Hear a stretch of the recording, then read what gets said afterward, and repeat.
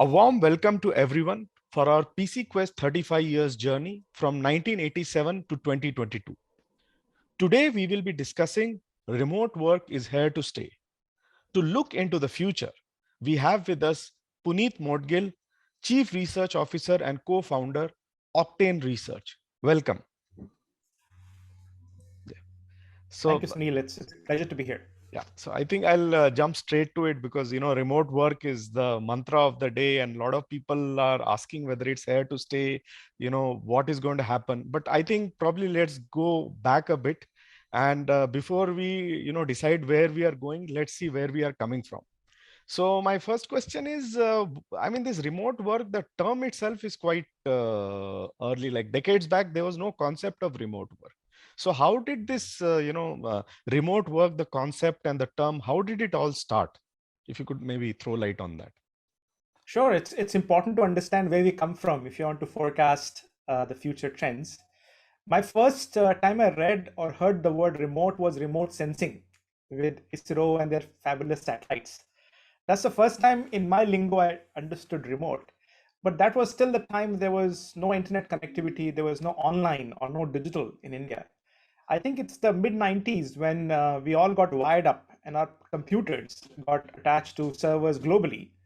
And if I was to call it remote 1.0, that was when email and collaboration through email started happening with video conferencing tools, which were very, very specialized. If you remember, Sunil, we had to go to specialized studios to be able to do video conferencing, and we had to buy expensive airtime. So that for me was remote 1.0. The moment we saw connectivity go to the next level, which is when the data, devices, digital, these three came together, I would say about 2004, 2005. Then we saw the next level of what I would call as remote 2.0, which was, which even continues now, which is video enabled, which is, we've talked about consumerization of IT. Many of our audiences may be familiar with that word. 10, 15 years back, we used to call it COIT. It's happened actually. It's happened in front of us. So remote 2.0 was or is being driven by video, great collaboration tools. So that's my sense. Where we come from is IT outsourcing that helped us get onto the bandwagon with connectivity for India improving. And as that connectivity became more and more widespread, with consumer tech becoming more and more online, I think, and new tools that have come about, tools like Microsoft Meeting, Zoom, these didn't exist about 5, 10 years back. So this has really helped us go to the next level of remote. So as connectivity is improving, as data, devices, and digital is becoming all pervasive in India, we're seeing the next level of remote. And being very specific to India, because as at Octane Research, we're very focused on India. So sometimes I'll speak to you as a user, many times I'll speak to you as an analyst. So if I put on that analyst cap, clearly we have seen a remote 1.0, 1995 onwards till 2005, 2010. In the last 10 years, we've seen remote 2.0. It'll be fascinating to discuss what remote 3.0 looks like. So yeah, so thanks for that. So you're right. I mean, in a way, it was a slightly slow journey. What is remote work? Report 1.0, 2.0, you talk. But suddenly we have got an acceleration. One of the words I hear is tech acceleration, technological acceleration. So even remote work itself has seen a tech acceleration. So maybe like you talked of 1.0, 2.0, and this 3.0 paradigm, maybe if you can tell in the last couple of years about the roller coaster journey we've had during the pandemic. My first experience of managing remote teams was when I was in Oracle America. And we acquired two companies in Oracle Holland. So suddenly we had some 80 plus engineers in Oracle Holland. So they said, we'll take away your engineers from Redwood Shores. My development side, I was a product manager lead. And they said, we'll give you those 80 resources. So difference was we're using best of class technology, but there was this feeling that, and rightfully so, that we have to be there physically in person from time to time. So I would travel every 2 weeks from San Francisco Bay Area to Amsterdam, meet my team in Utrecht and come back. So earlier, we always had this concept of the jet complements the net for our remote working also. There was frequent offsites. We were always investing in travel. So technology was an enabler that was changing and gradually shifting gears, but also from a behavior perspective, we knew that only so much can be done remotely. For example, we're used to night shifts, right? And you know that nobody can be perpetually on a night shift for more than 3 months. You'll have to give them a break. And similarly, we knew that you can be outside your team for maybe a month, 2 months, but then you have to go and spend some time with them. And that's why the jet travel between continents and business class travel took on. What we have seen in the last 2 years is, one, technology has improved drastically. The fact that we can have this Zoom conversation on a Zoom collaborative tool like this has definitely come a long way. It's become all pervasive. It's become inexpensive. We don't have to go to expensive. We both are coming from the era of OB vans, if you remember. The television channels would send OB vans, but now we can just be collaborating on video in real time like this. So on the technology part, there's a huge shift that's happened. And we were ready when Corona happened from a tech stack perspective, even in India. But from a people perspective, from a behavior perspective, from building high performance teams only on remote, with no option of being able to go there, is something which is a new territory. So our workforce are changing. We're talking about gig economy now, gig workers. We're talking about outsourcing contracts. And when you don't have that physical presence, it's becoming a lot of challenge. There's a fatigue factor that we are talking about. So as we go forward to remote 3.0, a big factor would be technology, and we can talk about this in a little bit more detail. But I think the human adaptation and the behavior issues, how do you build sustainable performance just doing remote? We are used to attendance-based compensation, and we're trying to adopt that model of attendance-based compensation even to remote working. Will we move towards output-based packages in terms of salary packages? How will that happen? So we are used to a certain way of working, and I think that's what is the workforce, what is the work universe 3.0 or 2.0, whatever you want to call it. What is the new work universe? What are the new what is the new code of work? And foundation will be remote, of course, but I don't think we'll always stay 100% remote. How will the pendulum shift? In our research last year, in 2021, we have this annual project where we ask our community of marketeers and marketing leadership in India, which was impacted like all functions with remote working. Marketing as a function has never been used to working remotely because they have creative teams. There's a lot of ideation, brainstorming, and suddenly they had to move to 100% remote. Well, all of them said the moment Corona subsides or becomes dull and low, 50% of them felt that they would like to go back to a hybrid model, which is combination of remote and in person. So technology we can discuss. What are the fabulous new tools and technologies I can forecast maybe over the next couple of years, which will define remote 3.0. But I'm also intrigued on how the adaptation, how the workforce. We also have a mixed workforce where a lot of young people, 20s, find it very easy to collaborate.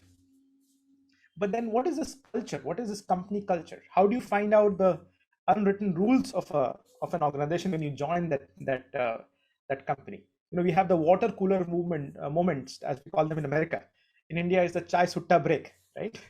What chai sutta break means. So how will you find out the unwritten rules? What are the war stories of a company? Ultimately, culture is what makes companies stick over a period of time. I'm not a behavioral scientist, but that's the part which is very intriguing. From a tech stack, more predictable. How will the workforce adapt? How will we have new definitions of HR? Remote 3.0 will be a challenge. I'll pause here and see if you have any follow-up question on that one. Yeah. So basically, I like this one thing you told about the journey, and I like this tech ready versus people ready. I think that is very important. And also, it's like chai sutta break. So just a small, can we have a virtual chai sutta break? Is it possible to create an? There is, online, online video right now, for example, this is being recorded. So we are, in journalism, we talk about off the record. We know when we are online, it's always on record. Somehow in person gives you that sense of intimacy and comfort that yaar abhi chalo baat kar sakte hain khul ke, one to one. One to ones have a meaning. When you do one to one on online, it's no longer the same one to one, because that comfort, that empathy. We talk about EQ in our organizations, emotional quotient. That, how do you create that? How do you create empathy? How do you create those emotional bonds? I don't think technology is there as yet. Perhaps that's my segue into 3.0, which is short term, the tools we are currently using. For example, there was a poll recently on LinkedIn, which video conferencing tool people love to use. And I was a little bit surprised to see Microsoft meeting Teams becoming 70%, and Zoom was at 20% or something. Now, Zoom as a technology by itself is much more feature rich. But when you talk about collaboration and aligning it with calendaring and all enterprise functions, clearly Microsoft has a better story. So in the short term, these things will evolve. We'll have better collaborative experiences. So that's my definition from a tech stack perspective. Uh, as we go into slightly more mid to long term, the entire hype right now around Meta and Metaverse of AR and VR and augmentation and AI and how you can have a better virtual presence.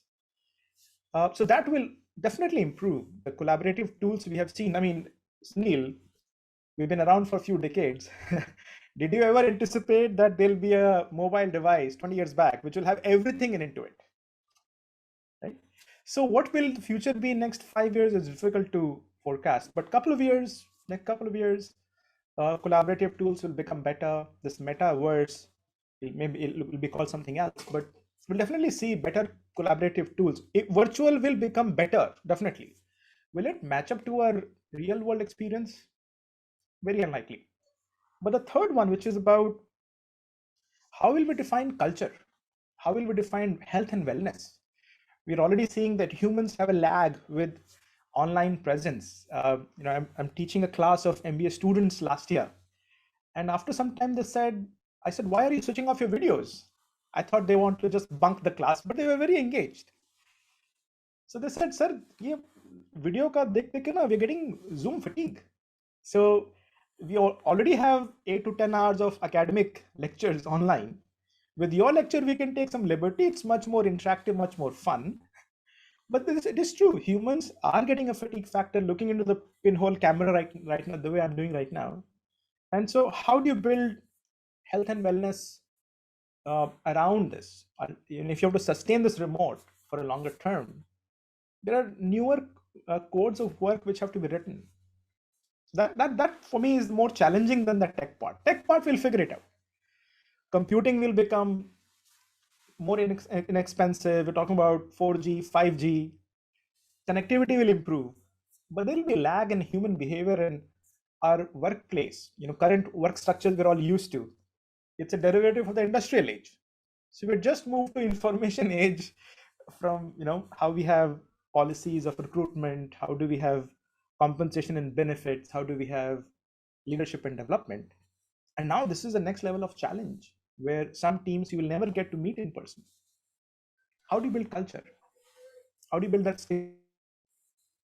Yeah. So, I mean, that's very fascinating. I'd really love to go forward 10, 15 years. But before that, I mean, again, I think we have covered the past and what it is.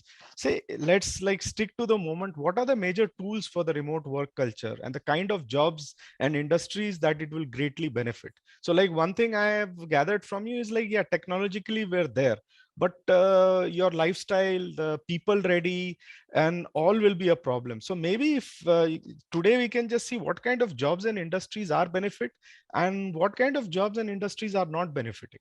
So after that, maybe we can like just close it with the future prediction. That's a great question. What are the jobs and industries and careers which will continue to flourish in the remote? But before that, let me give you a sense of what's happened in the last the enormity of what we have gone through. In the last 12 months, one of the companies I was associated with as a shareholder, they've been acquired by a US company, a Silicon Valley listed company, and that US team has never been to the India office of this company. They've never met. Now we're going into new territory where location premium, I mean, you're acquiring company worth millions, right? So there will be handshake, there will be bonhomie, there'll be meeting of two teams. That has not happened in person, and the company has been successfully acquired. So, I went through a little addition to my wealth portfolio in the last 12 months. But I was surprised. I said, this deal will not happen till the time the two teams have met in person, but they could not meet. Travel was restricted. So what we thought are location premium based jobs will get challenged big time. M&A, for example, you have to go and meet and do a handshake. Now it's happened virtually. I started a new venture last year, incorporated a new private limited, and everything happened online. So anything we thought was location premium based as a job, you had to be there just because it needed a physical presence, will definitely move away. A lot of those jobs which can be codified, rule based, process driven, they'll definitely be remote enabled. Of course, manufacturing jobs where you have to be physically in front of a machine, that may not, that they may not change. But clearly, all jobs will now be hybrid jobs. Wherever possible, all new jobs will have some component of it which could be hybrid. So this demarcation between 8 hours every day and then I'm off will definitely blur away. It's happening already in service industries, but even outside of that, I do see that the work-life boundaries will definitely blur. So that's the part which will happen. Location premium jobs will definitely, which can be codified, will go away. But some jobs which need creative iteration, ideation between teams, in-person collaboration, brainstorming, I don't think we've been able to crack that code as yet. No, you need to be in person. So I don't think they will go 100% remote. Jobs which can be codified, which can be structured, output can be measured very easily. Those jobs will become 100% remote wherever possible. Companies will try to move towards 100% remote. But jobs which are highly creative, need a lot of critical thinking, ideation, many of them will stay. What component of those jobs will stay in person versus online, completely remote? Difficult to fathom. But location premium definitely will be questioned each time. I have friends who have said, why do I need to get my accounts guys to come to office from Delhi to Manesar if they can work from home? हफ्ते में एक दिन बुला लेंगे उनको जो meeting करना है. So a lot of such jobs which were there because we never thought about it from a design perspective will definitely move out of those expensive real estate locations. But a lot of creative jobs, I don't think will continue to be 100% remote. That's my sense of how I look at jobs and industries. More and more industries will challenge themselves to be remotely organized, including manufacturing. As I gave an example to you, if the guy is not working on the CNC machine, not contributing directly, why does it need to be in the office space that I've created in the manufacturing campus? This is a real life example. So a lot of such questions are up in the air. A lot of companies are going through those questions. What will that outcome be? I think more and more creative jobs where you need to collaborate in person, I think that those will continue to be mostly offline. But everything else which can be codified will either get impacted through automation, robotics, or will get impacted through remote. So and there are fascinating new things coming up. For example, we are hearing those stories about an employee in Google who's joined in Mountain View, and now he's gone remote, so he's now working out of a different state. And the company is saying, hello, we need to revise your pay structure because you're not really working in Mountain View. So there are newer unintended consequences of what we take on. It's very difficult to right now say what those unintended consequences will be in terms of careers, jobs, and industries from a workforce perspective. But it's a fascinating new area. Anyway, I think we have covered it quite comprehensively. But so that's what I'd like to ask. The main question now is remote work here to stay. And I'll just slightly elaborate on that. So I liked what you talk of two tracks. One is technology ready and one is people ready.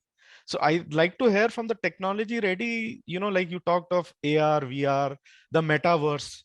So where are we going from 3.0 to what all the technologies industries will adopt up to metaverse? And also probably a more fascinating thing will be people ready. How are people and lifestyle going to adopt? You talked of location premium. You talked of the water cooler break. Like, will we have a video collaboration Snapchat? where the videos will disappear so people will be comfortable.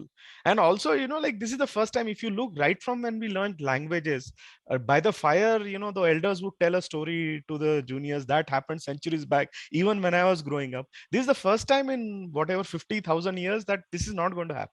We'll be telling stories virtually. So, I mean, technology ready, obviously I'm fascinated, but I think even people ready part, and please go as 5, 10, 15, 20 years into the future as you're comfortable. That I'll leave it to you. Well, I cannot fathom any guess beyond next 3 to 5 years. I think the people ready part will hold us back from going more exploitative of technology.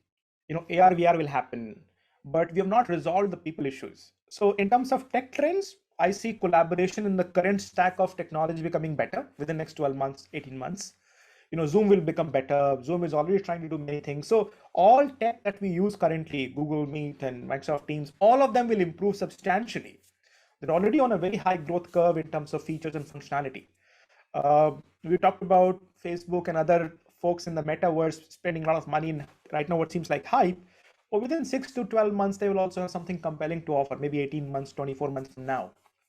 The challenge will remain around our HR, around our code of work, new code of work, around employee motivation. I think that will hold us back. So I don't see adoption of newer tech.